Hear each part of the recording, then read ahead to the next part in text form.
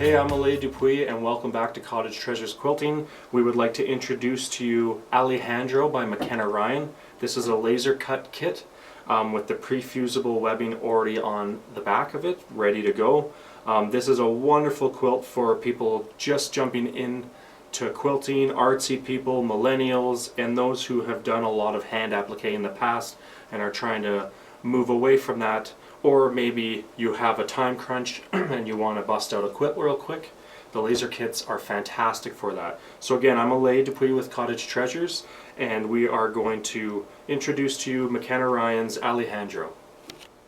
So we're going to open up the kit and you'll see what we have inside of it. This is Alejandro, McKenna Ryan laser cut kit. It's got a sticker on it, so we know that all the fabric in here is pre-cut, perfectly precise, and it all has a fusible web already attached to it. So some of the things you can expect when you get this kit is you'll get the front and some of the other latest quilts she has out at the same time. When you open this up, you'll get two pieces of very thin newspaper, and one will be the cutting guide and one will be the assembly guide. Now, since this is a laser kit, the cutting guide won't necessarily be as important because our fabrics are already cut and the web is already on them. It will also come with helpful hints from McKenna Ryan on certain aspects of doing this quilt, and you'll get all your fabrics, and you can see they're all precisely cut, ready to be fused on your applique sheets or onto the back of your fabric. And then here are your background fabrics for building the borders and finishing the quilt top. So we'll go ahead and get ready with step one, following McKenna Ryan's instructions. So we've taken all of our fabric out of our packaging, and you can see that for us to fit all the fabric in the package, they had to fold them. So we got to get the creases out of the fabric first off, because when we go to fuse this down to the background, if you didn't get rid of the creases, they will be hard to get out after. So we're just going to press on the creases to get rid of those creases. McKenna Ryan advises you to not move your iron around like this, and just press in one spot and then move on. And now we'll talk about how they're all connected together. There's little tiny pieces of fabric still holding the laser cut pieces together, so I just use a small little pair of scissors just to clip those little tiny spots to separate them. And you can see with how precisely these were cut that there's no fraying on any of the edges, which is really nice and kind of moves away from the old school way of applique, in the sense that some of the curves McKenna Ryan and a lot of quilts have today, they're such small pieces that it's hard to do that by hand, if not impossible.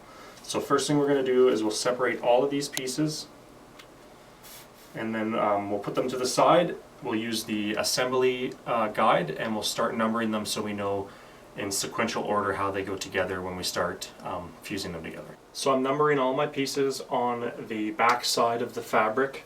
So if you look over here, using the cutting guide, I'm simply just flipping my pieces over, finding the number that they match with, and kind of just sticking them in there like a jigsaw puzzle. That way I know I have all my pieces and they're all numbered, associated with how they're going to be put together. McKenna Ryan has made it so they are sequentially done. So you will start from number one and work your way all the way to the end, and that's how they will be placed. Later on in the video we will show you the different ways of placing them, but for now I'm just going to finish numbering all of these so they are all numbered, and that is the rest of them. Now if you look up here, these are the eyeballs. The little white eyeballs, they are on one of the extra pieces that was attached to one of the other fabrics. So you don't want to throw these out, so I'm going to write 13, 14 and 14 and just leave those on the bigger piece so I don't lose them because they're so small. So now that they've all been marked, you can see we have all of our pieces. So we finished numbering all of our pieces and laying them down on our cutting guide just to make sure we had them all. But I quickly want to go through another method if you've bought a pattern, or you've bought a pattern with the fabrics, or you're picking your own fabrics and they're not laser cut or fusible yet. I want to quickly go through what the cutting guide will do for you if you haven't gotten the laser kit. So using fusible web on the paper side, I'm going to lay this down over top of the cutting guide, so then I would be able to trace my shapes using a pencil. I would trace all of the shapes on it and write their numbers, and being that we're very thrifty as well, we're going to try and save as much parchment paper, or not parchment paper, sorry, fusible sheets. So we're going to really get these as close to each other as possible to ensure the most bang for your buck. So you would go ahead and you would trace every single pattern on the cutting sheet onto your fusible web, and then depending on whether you bought the fabric yourself and you're using your own fabric, or you've got McKenna's fabric, you would then cut these pieces out, rough cut them out. You don't have to be precisely on the line. You'll worry about that later once you've already fused it to your fabric. You'll cut all your numbers out, and then you will fuse them to your fabric, and then that's when you will cut them out being fussy. So now we're going to move on to assembling the blocks together in sequential order, following McKenna Ryan's instructions. It's nice to have the front cover next to you when you're assembling this, just for kind of a guide on the pieces you're putting together. So we are going to start by taping. You got two pieces separated when you open up your kit, and this is the assembly guide. You'll have to tape those two together to get them to line up for assembly purposes. You're going to need an applique sticking sheet, which we actually messed up and bought one a while back. It's not clear, and we wish it was clear, but we're not going to spend money again to get the clear one. So another thing that you can do is, if you use parchment paper, not wax paper, parchment paper, I find that it works just as well as applique sheet. And all the applique sheet does is, instead of ironing down to your ironing board or a piece of fabric, the pieces only temporarily stick to the applique sheet. So it's a lot easier once the pieces cool down after you've ironed them with the fusible web on top of each other. You can peel them off of the applique sheet with ease without ruining your pieces or getting glue all over your ironing board and such like that. So we have our piece. We taped our pieces together on the intersecting lines for the assembly sheet. I have a light board, so I'm going to use it for being able to see through. And you can see here the lines follow through and connect with the second sheet. So this is number one here. So to the side here I have all my pieces numbered that we did earlier.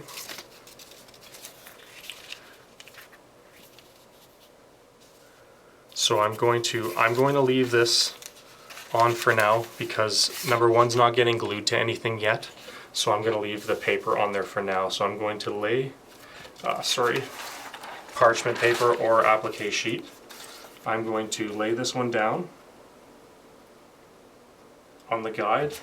I'm going to take number two and peel my paper off to expose the fusible web. I'm going to lay two down now, following the background guide that I have. You can see the lines and where they meet up. And it should be the same on the other side, which it is.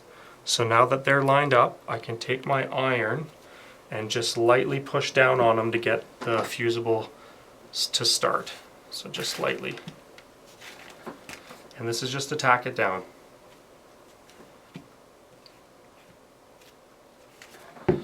So you can see it has stuck to my applique sheet, which is fine. We'll let that cool later and we'll be able to take it off. So I'm going to let this cool because my applique sheet is only so big, and since we're going to be doing the first 5 pieces together, it's going to go all the way up to here. So we let this cool for a second.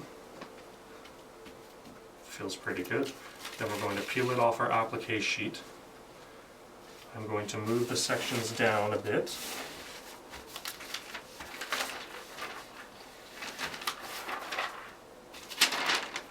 To get ready to fuse number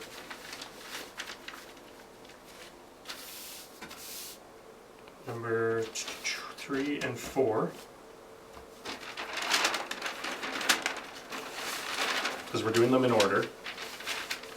So that was 1 and 2. Now we're going to do 3 and 4. And 5 goes over top of 3 and 4. So I got 3 and 4. Again, I don't necessarily need to take off the paper on the back of 3 and 4 because they're not getting fused until we fuse to the background. So instead of making them stick, you do need to remember to take those off before you do put them on the background. I'm going to lay them into their place. I'm going to take number 5 and peel off the paper to expose the fusible web and lay that one down on the pattern with the lines meeting up with the fabric.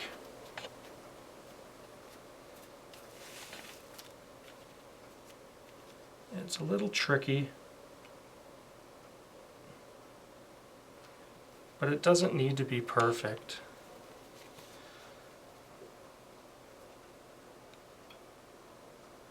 And once you are happy with your placement, we'll just give them a light touch with the iron to tack them down to each other.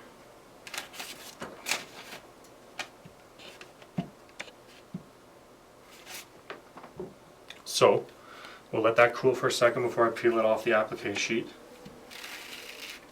So now we have 3 and 4 connected to 5, and we did 1 to 2 earlier. So now we'll move down to the section on the placement guide here. You can see here's 5 and here's number 2, and then we'll line those two up to finish step 1 of assembling. Number 2, number 5 placed in accordance to the assembly sheet, and I'm happy with that. I'm going to tack it down.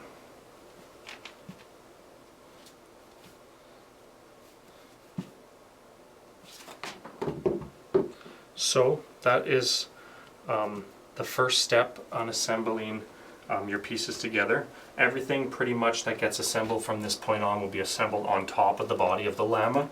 So we're going to do those separate on the applique sheet, and then once we've built the couple sections, then we'll attach them to the body. And we're doing it as per McKenna Ryan's instructions. So I think this is cool. So you can now see we now have the body to the Llama fused together. So we just finished the body. There is an extra step behind the body, which is getting the batting behind the Llama between the quilt top background fabric and the Llama body, which allows it to puff out. We're going to finish assembling the pieces together first, and then we'll jump over to how to do the batting for the back of the Llama. So the next step is to do pieces 7 through 14, and 13 and 14 are those little tiny guys again, so we will end up getting those used up, so we won't lose them anymore. So I can see right here is number 7, 9, 11, 14. That'll be the order of putting them together. So we'll do 7. Again, I don't need to necessarily take the paper off yet because it's not being attached to the body of the Llama. I will once that time comes. So I'm going to do, actually, you know what, I'll take it off now so I can see it's one less layer for me to have to try and see through to the placement guide. So I'll lay that down where it's supposed to go. Now I can faintly see number 9 underneath there. I'm going to lay number 9 down. That's where number 9 goes. So I am going to give it a little tap with the iron just to hold it in place. Now it's kind of tacked to here, so it makes it a little bit easier for me to place it. So I'll lay it back to where it goes. Now number 11. These pieces are very small, so it's a little tedious. There we go. But since she's laser cut them for me, I'm very happy I don't have to try and attempt to cut these myself. So I'll lay that down on there.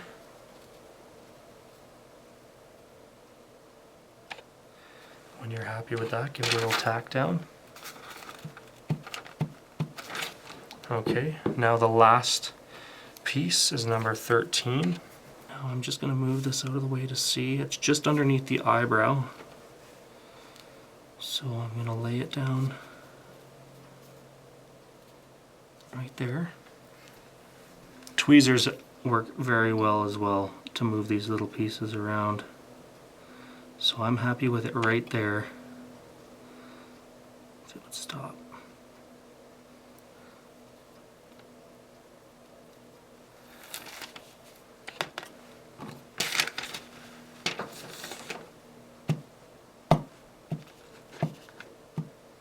Okay, so that's one of the set of eyes. Now we'll let that cool before we peel it off. We'll go ahead and move on to the other side over here.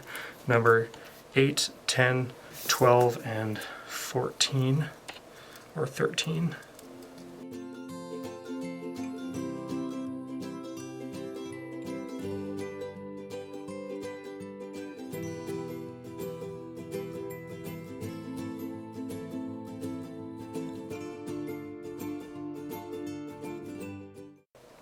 Okay, so those are her eyes. So I'll let them cool, and then we're going to move on to the last of our pieces, which are the muzzle. So those should be good on this one over here. Just peel it off. It comes off so nice with the applique sheet as well as the parchment paper if you don't have one. So we can set those to the side, and now we'll work on the muzzle. One thing to note is that you're going to follow McKenna Ryan's instructions the whole time you're building this. They are done in sequential order, but sometimes like number 6 goes on top of number 5, which we already did with the body, but it goes underneath everything we're going to do now, which is 15, 16, 17, 18, and 19. So as long as you follow the instructions, she tells you which ones go into the next part in order, just so you don't all of a sudden iron everything together and number 6 is missing its spot. So we'll move on to the muzzle now, and it starts with number 6. So the same thing we've been doing the whole time. We're going to take the paper off, and we are going to lay it down on top of the number that it goes with the assembly guide. So right there, I'm going to just give it a little touch down. Oh, it moved, but that's okay because our parchment paper is movable. So we have our base started, number 6. Now we jump to number 15.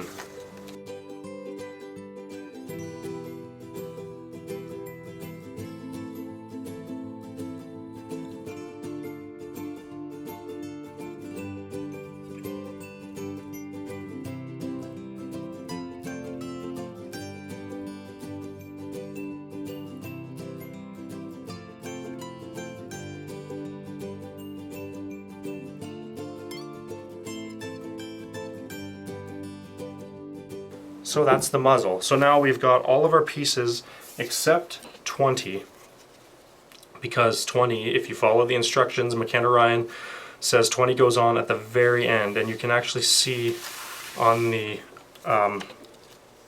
guide that once everything's put together, 20 is actually just going to go over top, and then you'll tack it down with the iron. Okay, so now we're going to jump back to step 1 when we had put the body together, and it says in the instructions to finish this step you do need to now mark out your batting for cutting, which is going to go behind the body of the llama, and it's going to help pop it out. You don't necessarily have to do this if you don't want to. McKenna Ryan wants to do this for the effect of Alejandro kind of coming out of the quilt and for a little bit of depth. I also wanted to note that I was not ironing straight onto my light board. I have a couple layers of fabric behind it, that was protecting my light board, just in case people were like, oh no, you're ironing on your light board. No, I've got some fabric down to try and protect the light board. So McKenna Ryan, for the batting part of the body of the llama, she recommends that you take a piece of paper and you can lay it down on your placement guide, and then you trace about a 1/4 inch seam in from the bordered lines. And just to save paper, we're just going to go ahead and lay the llama down on a piece of batting. I'm going to use just a fabric erasable pen. You can use pencil, pen. I wouldn't use a Sharpie just in case you do touch the edge of your llama. It might try to soak that in, so I don't recommend that. So I'm quickly going to just draw the outline of my llama.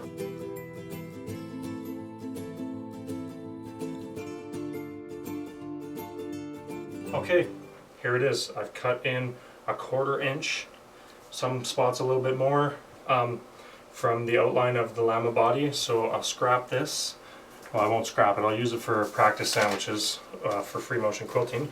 But you can see now that if I lay this on the inside of my llama, I have that nice 1/4 inch around the edges, so that when I fuse this to the background, it'll actually have some material to fuse to. Okay, so now we're back to assembling. Now on our placement guide, we're going to start with the eyes as per the instructions, because the eyes kind of tuck underneath the muzzle. So we'll move on to the eyes here. And again, I got my applique sheet down. I'm going to lay this into its specific spot. Now I'm lining up my back body with the placement guide, as well as now the eye. So I'm happy with that right there. I will press it down to give it a quick tack into place. That should be good. I'll move on to the other side.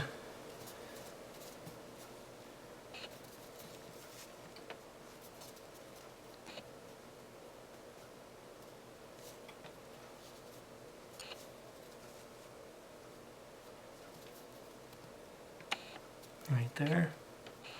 Tack that down into place. Now comes the muzzle. Right there. So I'll give this a tack down.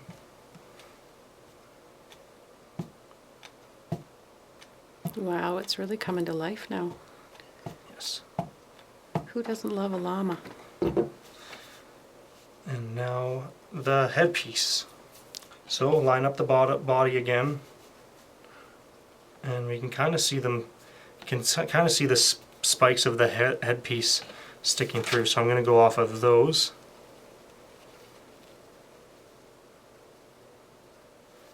Right there. And now press these down into place. As for assembly now, there will be some pieces we're going to put on later, but that's after this part. We're really going to now build the whole background together now, before putting any of the embellishments on. We're going to build some of the embellishments, and now back to this piece again. This is going to be the part now where we stick this behind the llama, and we iron the llama down to our background, our center background or quilt top piece. Then once that's ironed down, we can actually start to build the background, and then from there we'll move into some free motion quilting. We'll do some different kinds of stitches to hold the pieces down, use some different kind of threads, and we'll go from there.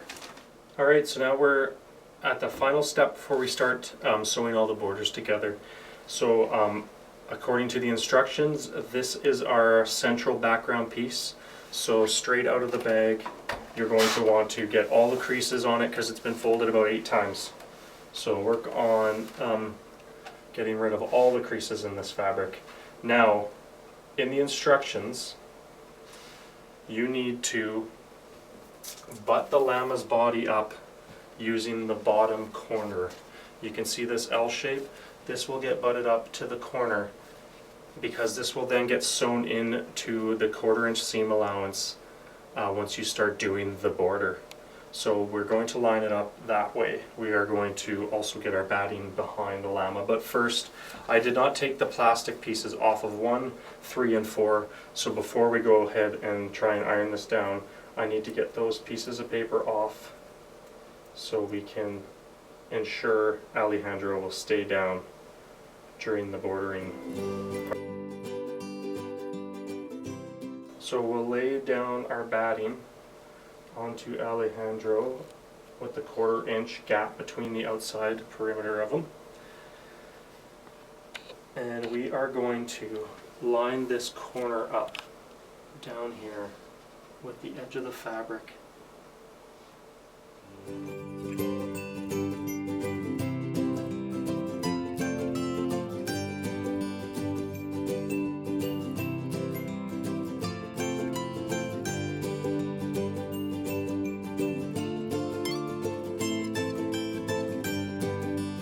Alright, so we've cut all our border pieces out. Now keep in mind, the pieces come in full chunks of fabric, so you're going to have to follow the instructions and cut the background fabrics accordingly.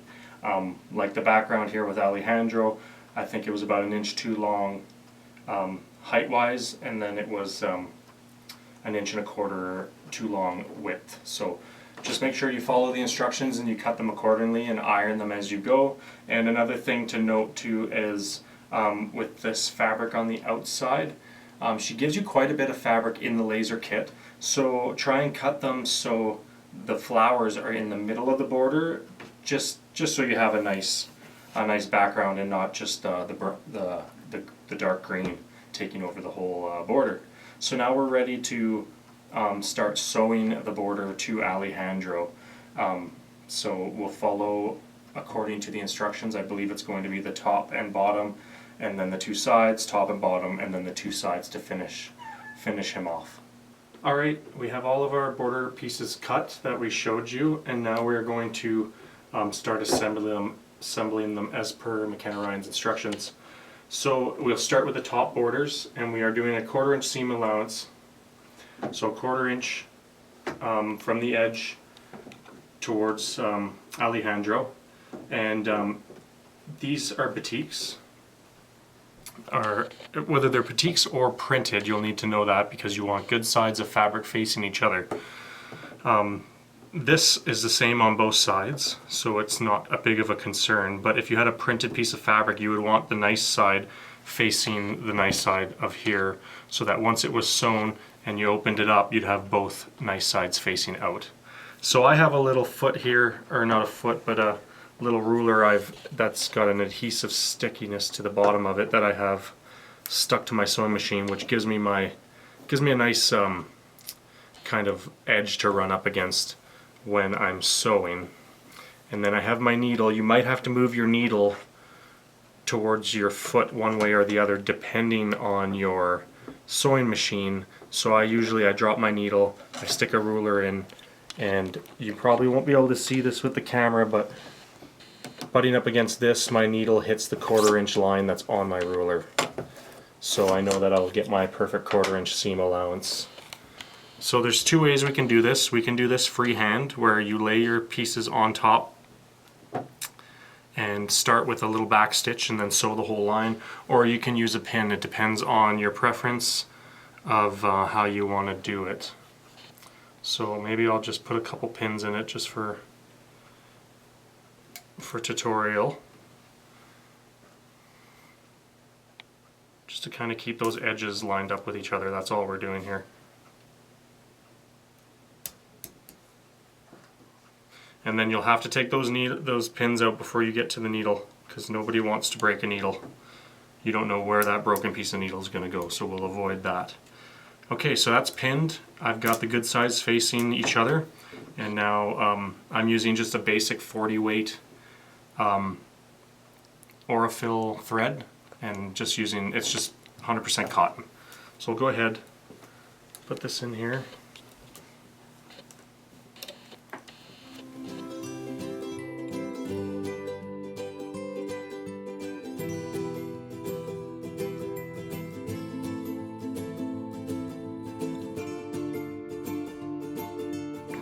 Okay, so when I get to the end, I like to go right close to the end and then back it up, but sometimes your machine wants to pull your fabric down, so I usually take just a piece of plain paper and stick it in the end here, and then I finish my seam to the end, go backwards to lock that seam in, and then cut. So now it didn't pull my fabric in, and then you can simply just pull the piece of paper. I usually keep a couple scraps pieces of paper for that purpose. So we finished sewing on the top and bottom borders.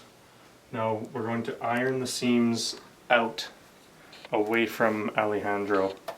So you'll just end up pushing it the one way, giving it an iron, and then I like to flip it over and press this side as well, just to give you, sometimes it creases in a little bit, just to give you that full border you're going to get as soon as you sew on your next side pieces. So now I'm going to go ahead and do the same thing we've done and sew on the side borders.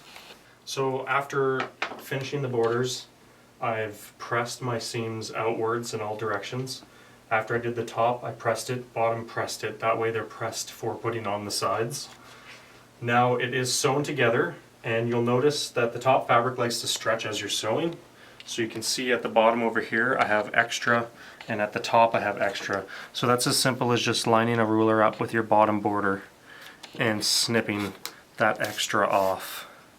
And doing that as well at the top, giving yourself a nice square edge to work with now that we're going to be putting on the outside top borders.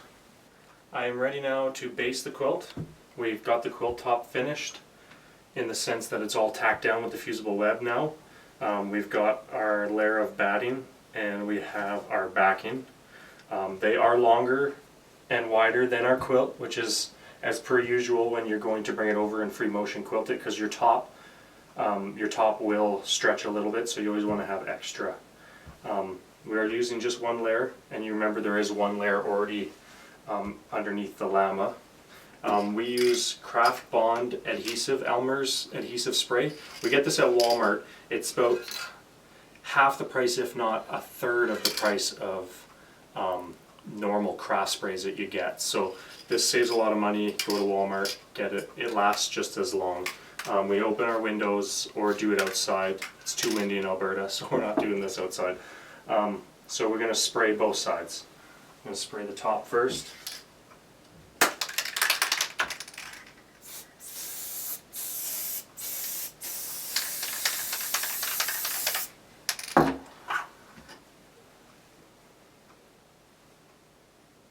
Just give it a push.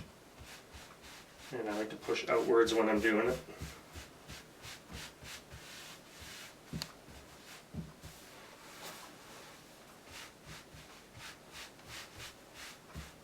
Spray the other half.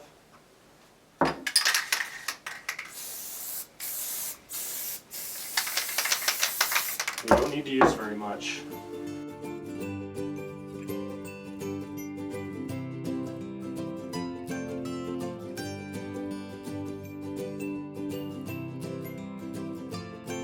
And then, so I'm going to start with the outside border around the Llama.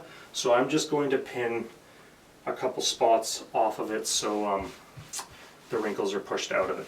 And then I'll meet you over at the sewing machine. I'm ready to start free motioning and connecting my 3 layers together. My quilt top, my batting, and my backing. You want to make sure that your stitches are within about 6 inches of each other, or the batting in the middle, if you were to wash your quilt, has a possibility of bunching up, and you don't want that. So so far I've done a straight stitch throughout, just on the edge of the Llama using my free motion foot. And then I also did some stitching within the flowers. Hard to see because I blended in the colors really well. I used a white kind of cream on cream on the Llama, so you don't really see the stitches too much. And then I did a blue in the dark green background, so they're kind of hidden as well. You can use invisible thread if you'd like. It's really your preference which thread you'd like to use. So I've left a section about this big here where I'm going to try some different stitches depending on what kind of stitches you want to do.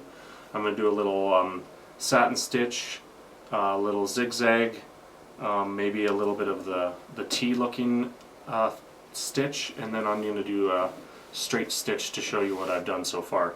So first thing you want to do is whenever you're changing, I'm using cotton bobbin and cotton top thread, is you want to practice on a piece of just extra fabric you have lying around, so you don't, if anything happens, you don't have to get the seam ripper out on your quilt.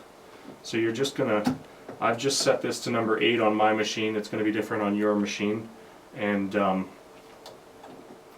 going to try and get my satin stitch dialed in so I can go ahead and move it over to the quilt.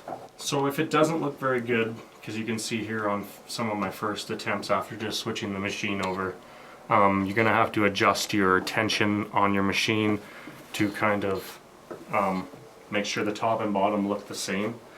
You just have to zhoosh around with the machine quite a bit to get the settings right, because I just went from free motion to straight stitch into satin stitch, which takes a little bit of finicking around with your tension and to get it dialed in, because I want it to look as best as possible on the quilt and I don't want to fight with it. So try your scrap piece of paper, get your machine dialed in, then move over to your quilt.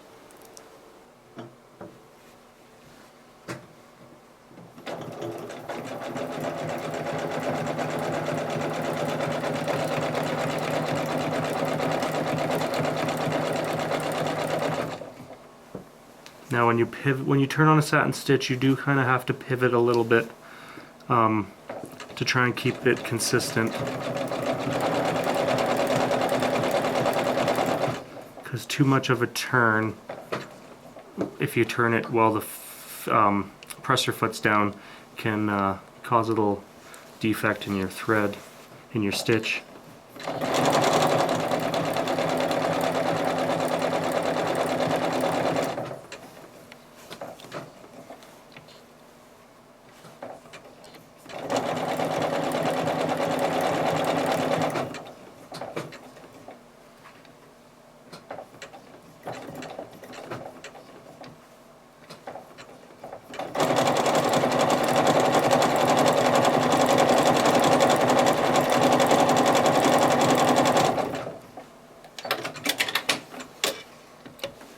So there's an example of the satin stitch. You're going to use a lot of thread doing a satin stitch if you were to do that around the whole quilt. We're just going to do a 2-inch example there for you. And now I will go ahead and get my machine set over for a regular zigzag and a regular T-stitch, and I'll show you those ones as well. So I've set my machine to a zigzag stitch, and you can see it started off very wide. I thought it was too wide, so I shortened up the distance per stitch, and then I thought that they were too far apart from where it jumps, so I also adjusted that, and you can see now I'm happy with that right there. So I'll use that on the machine, and that again is why it's really good to have a little piece of practice fabric to the side. So I'm going to start off right where I left off on the satin stitch.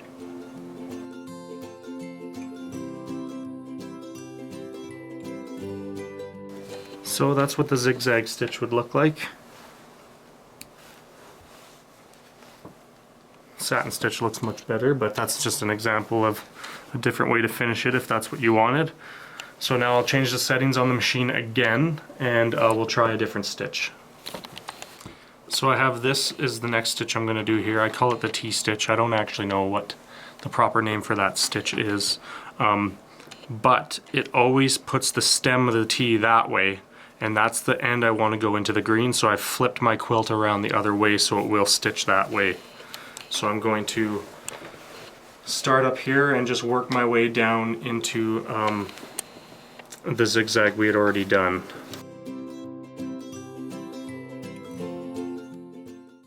So there's the T-stitch. So that one's nice because it kind of does the same thing that I've done earlier with the free motion straight stitch, but it also kind of tacks it towards the border, and it looks quite nice actually.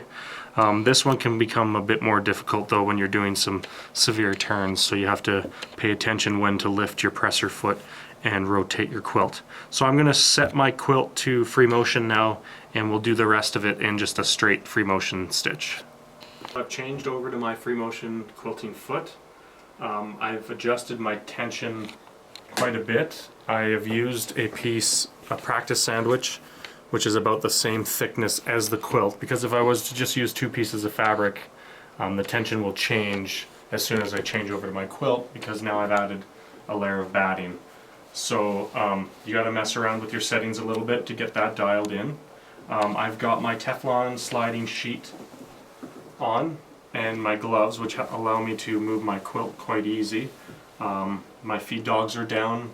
The foot pressure is slacked way off. No matter what, depending on your machine, your instructions in your book will tell you what you need to do to your machine and what type of foot you need to put on to be able to free motion quilt. Now, free motion quilting on McKenna Ryan quilts look fantastic. It gives you a lot of versatility in making those corners, because now you move the quilt. The sewing machine doesn't do anything except the stitch. Now you're in complete control. So I am going to finish off this straight edge here with just a straight stitch, free motion in it. Then I'm going to switch over my thread and show you some of the free motion I've done on the flowers. And then we're going to put the last of the yo-yos on, and then the little tassel holster around Alejandro's nose, and then we'll be ready to trim off the edges and bind this baby.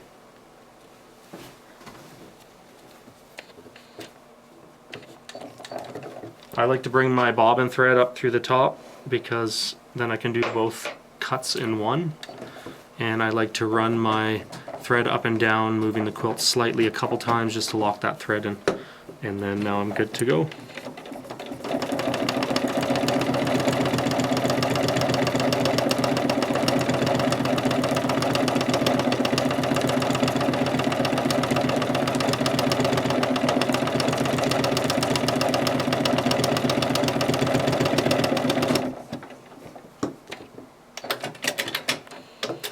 And that will be Alejandro completely tacked down. So I'll change my thread over and I'll do a little example of doing one of the flowers. All I'm doing is following within the dark border within the petals, and then we'll finish up the embellishments. I've switched over to my blue thread now to hide into the background and outline the flowers. I've adjusted my tension again and did a practice sandwich just to make sure that the tension was good. If you're new to free motion quilting, we have quite a few tutorial videos on our YouTube channel for a beginner free motion quilting, so I would check those out if you're interested in getting into them, and they go quite in depth.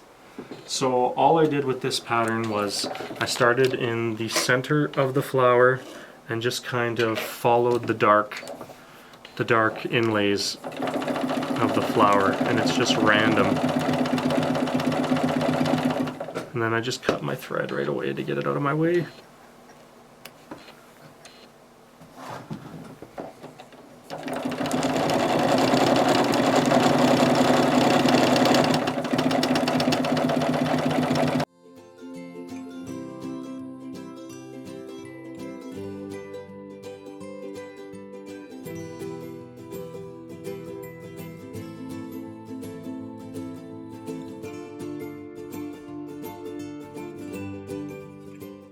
So as you can see, it's nothing fancy. I'm just really filling in the dark areas to tack down this quilt, so it doesn't, if we did wash it, which we don't usually wash our quilts because they're not used, they're mostly for display.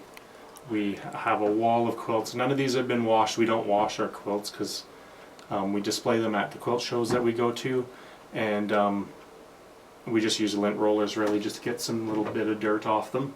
And so I'm going to finish up the free motion quilting on this, and then we'll move to the yo-yos and the embellishments. So we're getting ready to free motion and tack down Alejandro now that we have him all the borders made and he's now tacked down to the background. We're going to go ahead and finish the quilt, but first we need to make some yo-yos for the embellishments on top of Alejandro. So he's got looks like 2 kind of necklaces and then 2 to the side for the halter. I think we're going to use buttons for those two, but we are going to go ahead and make these yo-yos. So you can see here we've made the majority of them. And so how we went about doing that is by going off of her placement guide. We see the size of the circle and we quickly measured, and it measures about 1 3/4. So when you're building a yo-yo, you always cut your circle double the size of what you want it to be at the end. So that one was 1 3/4, so measures about 3.5, and then this one was 1 1/4, measures 2.5. Luckily we have two glasses that measure that, so all we did was grab some fabric, and we used different fabric than what came with the kit. So you can see these are some of them right here. We wanted them to be, just wanted them to be a little bit different in color. So you just lay your glass down on top, and we used a permanent marker to just trace it, and then go ahead, use your scissors and cut them out. So we went ahead and cut them all out. Here are the two different sizes. And then you can see about half the size is what it finishes to once you've made the yo-yo. So I'm going to quickly go through yo-yo. The traditional way of making a yo-yo is kind of the way we're going to do it. We have our thread, and we've doubled it, and we've tied a knot on the end of the thread. A lot of videos you'll see, or people that teach you, they want you to stay about 1/4 inch away, and they want you to do big jumps of 1/2 inch to 3/4 inch. We like to do it nice and close to the edge, and we like to do them very close, like 1/4 inch, 3/8 of an inch gap, because we like to have it our yo-yos to have a bit more ruffle in it. So I'm going to go ahead and just do the same amount of distance on both sides.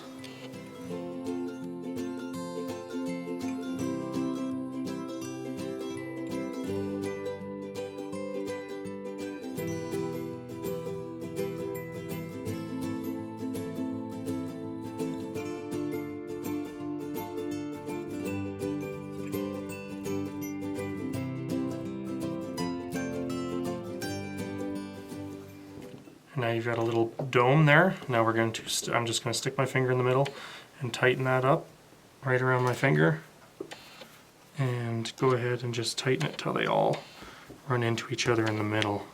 And then you can just fight with this a little bit to kind of, if you have too many wrinkles on one side and you want to move some over to the other side, you just have to kind of pull them out and make them mind. And then once you have it how you like it, center it. And I like to pull really tight and watch you don't break your thread. They say to use a heavyweight thread. We're just using 40 weight, and it seems to be fine. So then we're just going to send it through the middle out the back. And do this a couple times and pull quite tight just to lock it down and make sure that the tension on those ruffles doesn't run away on you.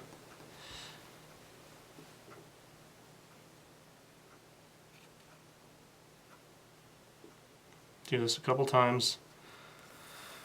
Then you're going to tie a knot on the back side, and then you will have another one to add to the collection, and you'll make as many as you need for your quilt, and you'll be ready to attach them to the quilt.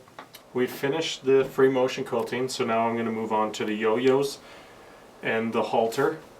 So I'm using the guide to determine where I'm going to put these, and I'm really just tacking them down through the middle. I still have my free motion foot on because all I'm going to do is lower my presser foot, just go up and down and move the quilt just slightly to kind of lock the yo-yo in place. So going off the guide,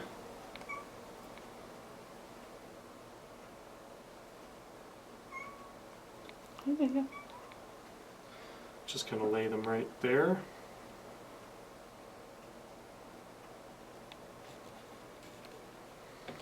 So I'm going to come over, and I'm going to drop my presser foot down just in the middle of the middle one, and drop my needle, and go up and down, and move the quilt around, just kind of locking it in place like a button. So that one is now secure. Cut the little thread, reposition these, and move my way to the next one.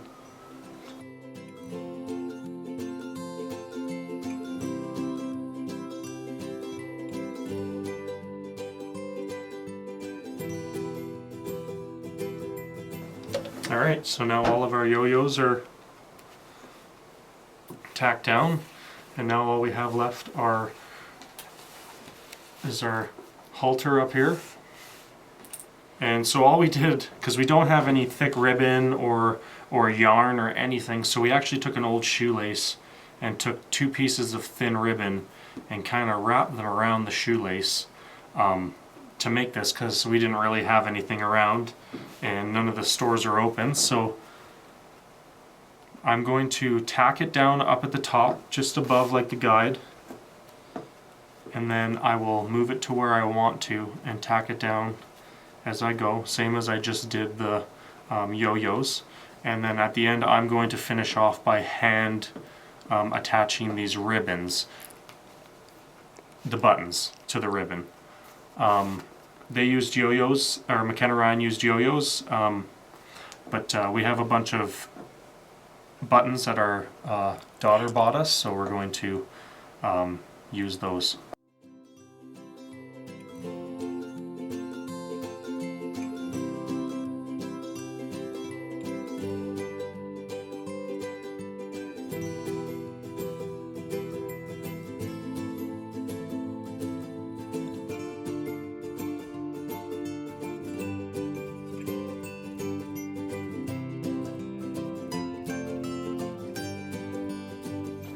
So I just wanted to take a minute to point out this one. This is from a Halloweenies collection from McKenna Ryan, as well as is a laser kit, and so it just goes to show you that she does quite many seasonal different kinds of quilts and panels. And this one's laser kit with the adhesive, and just like Alejandro, I want to point out that I did this 2 to 3 years ago, and I have not stitched it down. We've taken this all across Canada to quilt shows, and it's kind of our model to get people to pick at, to show just how well the adhesive works if you're going to stitch it or not. We've seen many McKenna Ryans at the quilt shows where they haven't stitched them down yet, and they were in the show and they look just stunning. So it just goes to show you how versatile they are, and all the different seasons she has: Christmas, Halloween, fall, spring, and they're all themed with nature because she loves her nature scenes. And yeah, so this is a Halloweeny one, and it's just going to show you a different aspect of the laser cut. So this took me about 30 minutes to 45 minutes to put together. Very artsy. These aren't the kind of quilts you put on your bed. I mean, you could if you wanted to, but these are the kind of quilts and that you hang up on the wall and you show just how amazing they look. This one took 45 minutes. Alejandro took us about 8 to 10 hours, I think. We did it in one day. So not very long at all to get this quilt done. If you're looking for a quick gift for somebody, or you want to show off to your friends in the quilt guild, took us about 8 to 10 hours. So McKenna Ryan's Alejandro completed. We just finished binding. We use a special binding foot. There are many tutorials online depending on your machine, if you have a binding foot or if you want to do it by hand or by machine. I would recommend just going on YouTube and looking up a way to bind the quilt if you haven't done much binding before. So here she is. She looks fantastic. We'd like to send a special thanks out to Pine Needles and McKenna Ryan for kind of sponsoring us and allowing us to make this video for you guys. Hopefully this brings more McKenna Ryan quilt videos in the future. She looks fantastic. It was a lot of fun, and it goes to show you how precise the laser cuts can be and how easy it is to iron them down, follow the instructions, and you have a beautiful quilt with all the little tiny pieces that people regret having to do, but McKenna makes it so easy for you. So from Cottage Treasures, I'm Alay Dupuy. I'd like to thank you for joining us in this video. Please subscribe down below and leave some comments for some future videos. And you can find our kits and these online at cottagetreasures.store or pineneedles.com.